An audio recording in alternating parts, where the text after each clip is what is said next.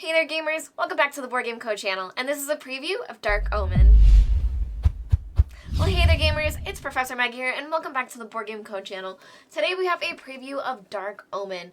As a reminder, this is a sponsored video. Thank you to Dark Omen for sponsoring this video, and this is also a prototype copy that you have in front of me. This is a current project on GameFound. You can check out the link down below to check out their project, but as I said, this is a prototype. We will get into this soon, but Dark Omen is quite unique, where you may be able to see on this map, we have all of these numbered sections, and those are the different areas that you'll be able to go to on the map, and there are all of these areas in between. And just watch as this happens. As I move this, it changes the different pathways that are available in the game. So there is this mechanic that is so unique. I don't think I've seen this in any other game where it changes the pathways with different rotating dials like this. And on top of that, players have different abilities that will allow them to rotate these dials, opening up different pathways to the different tiles that they want to go to. So with that in mind, this is a prototype, but it is pretty cool and handy to look at. Dark Omen is an immersive campaign game where players are supposed to be given an RPG-like experience, but without a DM, where they are playing through a different story that are affected by different things. Now you'll choose one of 8 characters, you can play 1 to 4 players, and after that you'll have these rune mechanics that will affect almost all of your turns. It doesn't happen every single turn, it will affect all of your turns, but they also change up throughout the story so that you will have a character that is progressing with all of the different things that they gain, like items and loot, but they'll also have their story really changed by these runes that they roll. Now this rune system, which you can see the runes here that have been rolled and the different cards that are in front of our different characters, those combined with this different system of the map that creates a labyrinth, players will use this to play through the different campaign over a series of different rounds using their action points. The campaign is played across 4 chapters, and each chapter is meant to be sat and played by itself, usually lasting around 2 to 3 hours. Now, these chapters are all 6 days long, and this is all tracked in this center board. So you can see this, it has chapter 1, we have chapter 1, 2, 3, and 4, so those are the 4 chapters that you'll play in the 4 sittings. And here are your days. Now each of these chapters has 6 spots representing the 6 days that you will play across the game.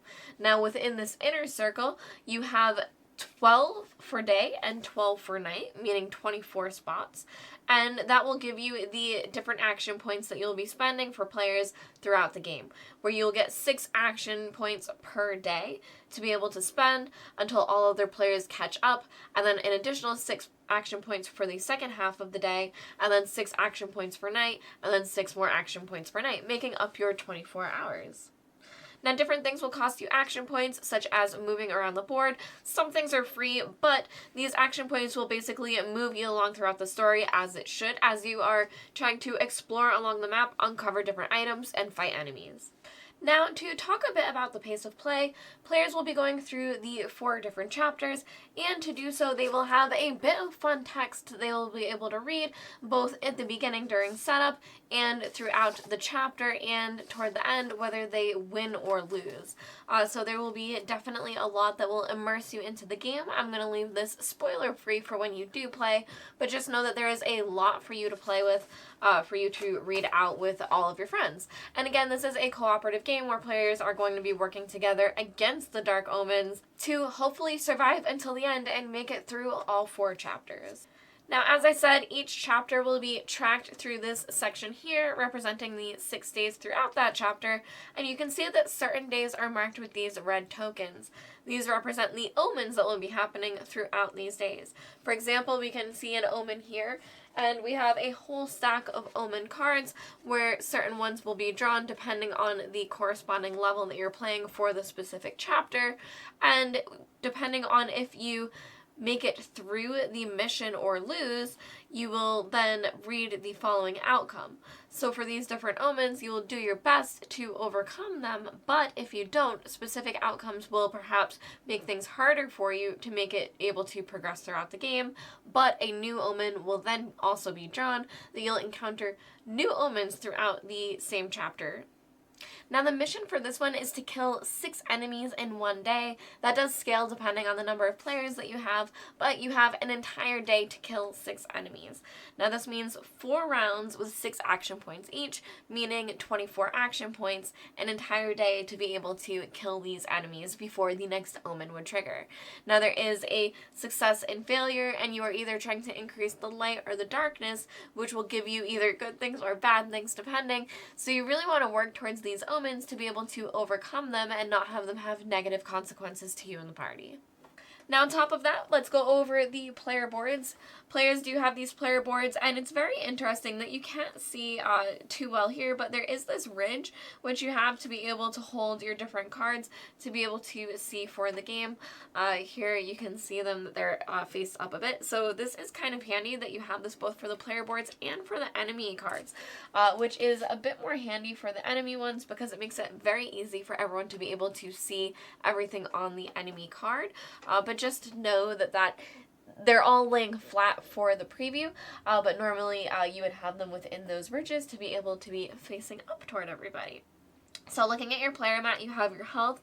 Your health generally starts at 15 and can go up or down, but you also have a morale track. Morale is something that you're going to be using to do different things. You can be able to spend 5 of it to add a die to combat, but something else that you'll be able to use it to do is to go over these black spots. You have to spend a lot of morale to do it, but if you do, you are able to go over these barriers instead of having to go around them. Now, as I said earlier, there are also different abilities that will allow players to move this board around, known as an obstacle toss, but that may not always be available, and you may choose to spend some of your morale points instead to be able to go over that. Now you have your inventory here. You'll be maneuvering around the board, uncovering these different tiles, seeing the different things that they grant. Oh my goodness, there's a chicken. Here's a tick. These you can use to throw at different things. This is a ring that you're able to sell. The chickens will attack you. But here is an example of something that you would be able to add to a potion. So you add them to your inventory, and then you are able to convert them into potions, which you are able to consume immediately for their effects, but there are also potions throughout the board that you are able to hold on to use later as well. You also have your gold pile here, and then on top of that you have some player tokens to mark for different things, such as throwing knives, which have 3 charges, and you would use that to mark it as such. After that, you would have to fix your throwing knives, but then you would be able to use them again. Here is a shield which has repairable, which is a perfect example of something that you would use where you would fill it up, potentially break it, and then repair it for future use. Now, to take a look more at these fate cards, this is what you'll be drawing at the beginning of specific rounds, and you will keep them until new ones are drawn. Once the new ones are drawn, these will go away, but some of them will be individual, and some of them will be for the group. For example, we have here an individual one, which is sprained ankle. You fall down a crevice. Your first movement per turn requires 2 AP. Go to a healer and pay 2 gold to be healed. Ignored by swift feet. Players have to call you Lenny Crevice from now on. So that is something that could happen that is quite detrimental for you, but here's an example of one called Troyer's Wrath. The God of War is with you. Your weapons do 1 damage extra per player level. So you can see where casting these runes are going to draw you these cards, and I'll show you that system in a second, but they will give you different things that are either good or bad for you, depending on what your fate was for that particular turn. So now to show you exactly how you would draw these fate cards, I have the different fate cards here. And what you would do is take, well, I guess we should take one from the bag so that they're more random. But you have all of these runes in here representing all of the different card symbols and the 4 different colors available. So if I were to draw this rune, and you would draw 4 at a time, but this is just for the example. So this is this particular symbol, and then I would cast it, and it would be this light blue color. So I would go to our light blue deck, and then I would look for that particular symbol, and it would be this one. Severe fever. During the night you fall ill. Most likely you drink something evil. Each of your dice is worth 1 less, except during your DR. 1 remains 1, ignored by attunement. So those are a few examples of how these fate cards can really change what your rounds will look like and how you may have to pivot around certain challenges that you have to overcome. But this can also give you a sense of wonder that you might have some really amazing things happen where you might be able to do something that you didn't think you were able to before, because now you're just a little bit more powerful because of the gods. Combat in Dark Omen is going to happen when a player moves onto an enemy token to initiate an attack. Now, when you do so, you'll then draw an enemy card, so you'll have a stack of enemy cards that are appropriate for the particular chapter that you're playing in, and you will draw an enemy card, add it to the enemy board, and then you will add a token for the heroes that are encountering it. So for example, if you were alone encountering a certain enemy, you would have your own token, but if someone else came to join, or if they were able to join in with a ranged attack, then you would add their token as well to represent who was engaging with that enemy.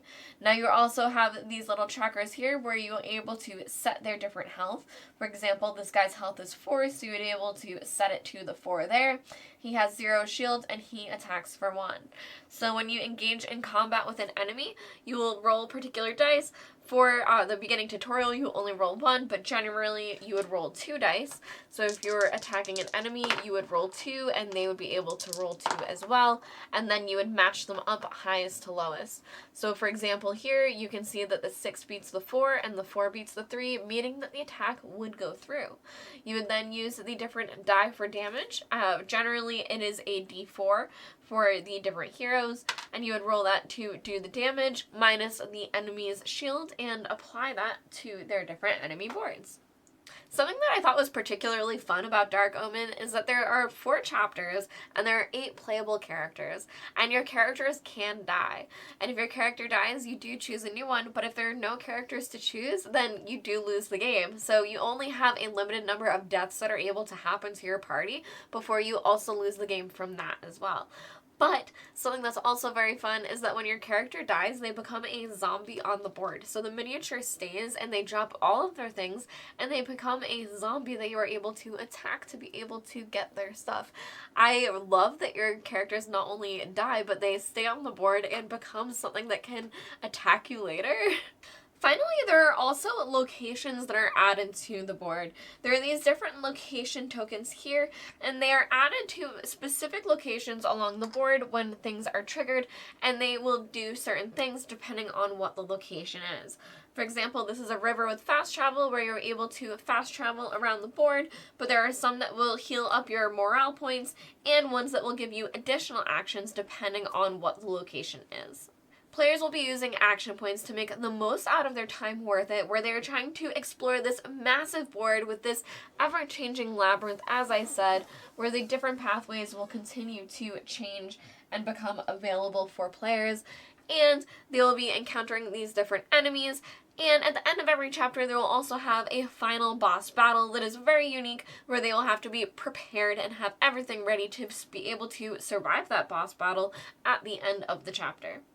The game will be a delicate balance of what items you are able to acquire and armor, and balancing what your fate both does to you, good and bad, and being able to encounter the different omens that are happening for you round over round. Overall, Dark Omen is an RPG-like campaign experience for you and your friends, where you are playing over these 4 different chapters in this dark, ominous world that can be a bit creepy and scary, and you are going through these different omens, working with your fates, and maneuvering in this labyrinth-like board that is honestly pretty cool. Thank you to Dark Omen for sponsoring this video. You can check out their game found link down below, and thank you all for watching the Board Game Co channel. I'm Professor Meg, and I will see you all next time. Bye!